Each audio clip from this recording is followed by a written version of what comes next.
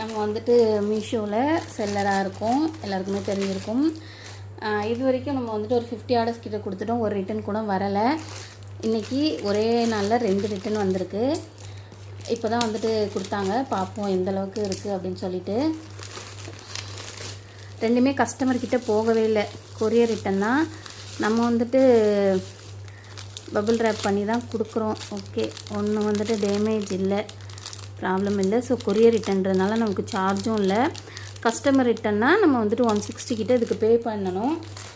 ஒன்று நமக்கு ஓகே, இன்னொன்னையும் பார்த்துருவோம். இதுவுமே கஸ்டமர்கிட்ட போகலை, கொரியரே ரிட்டன் பண்ணியிருக்காங்க. அதுக்கே இது வந்துட்டு ப்ரீபெய்டு ஆர்டர் வேறு. இந்த ஆர்டர் வந்துட்டு உத்தரப்பிரதேஷ்லேருந்து வந்துருந்துச்சு. என்ன ரீசன் தெரியல, கஸ்டமர் அவைலபிளாக இல்லாமல் இருந்தாங்களான்னு தெரியல. பார்ப்போம்.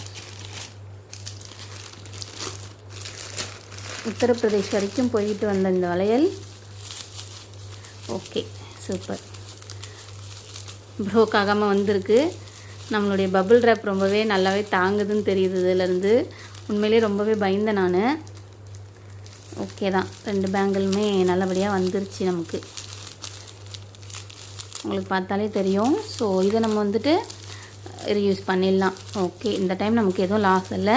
ஸோ நெக்ஸ்ட் டைம் பார்க்கலாம். பாய்.